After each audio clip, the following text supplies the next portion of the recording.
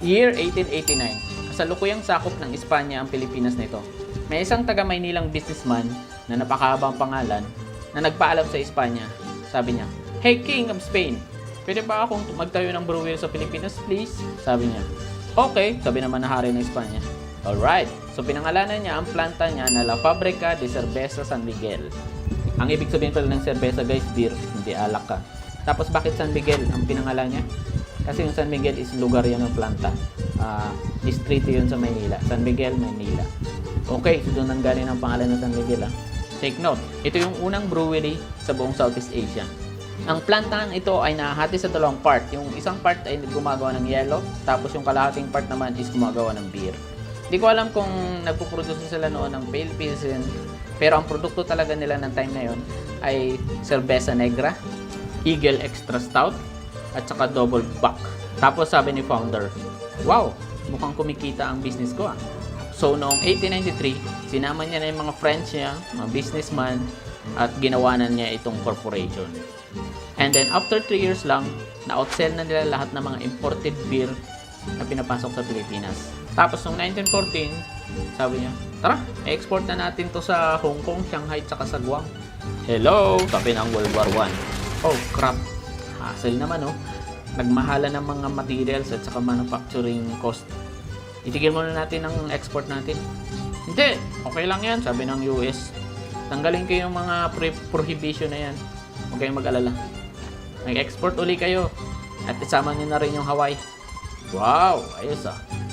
So sige, tuloy-uli natin ang export, sabi ng mga San Miguel people. Mag-expand na rin kaya tayo ng business ng soft drinks. Gawin natin tong Royal True Orange.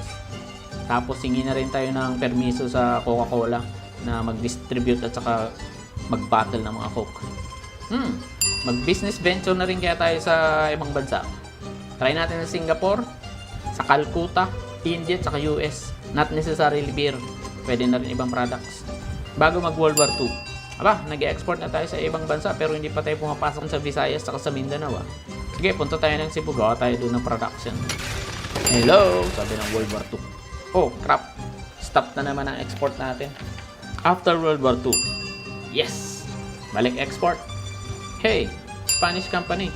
Pwede na rin kayo mag-produce ng San Miguel beer para dyan sa Europe market. And then, 1964, sabi nila, palitan na natin tong pangalan natin to San Miguel Corporation. At dito na nga ang present time. Hi, kami lang naman po ang San Miguel Corporation, ang pinakamalaking corporation sa Pilipinas. At hindi lang beer ang product namin. Pumasok na rin kami sa oil, sa power, infrastructure, etc. Balik nga pala tayo sa beer. Pwera po sa Pale Pilsen, sa Red Horse, saka sa San Miguel. Try nyo rin po yung ibang produkto namin na Cerveza Negra. Oo, binalik namin to. Ito yung actually unang-unang produkto namin noong 1890. Tapos try nyo rin itong Gold Eagle beer. Bukas na ulit para sa bisita ang bahay. Bukas na ulit para sa tropang tatambay. Ito na ang ating pinakahihintay.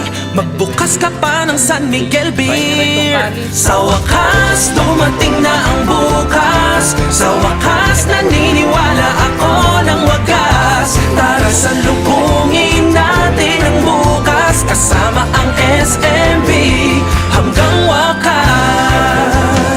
Negra is black. Bukas na ulit ang mga pintuan.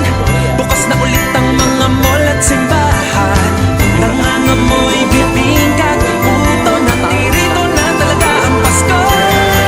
Sa wakas, dumating na ang bukas. Sa wakas, naniniwala ako ng wagas. Tara salubungin natin ang bukas. Kasama ang SMB hanggang wakas. Hapon ngayon at bukas, pagsasama natin na walang wakas. Basta't andyan ako, ikaw at kayo. Sa San Miguel Beer tayo mabubuo.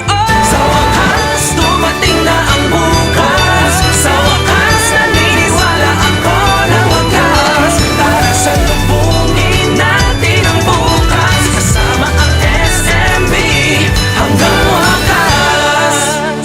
Drink responsibly.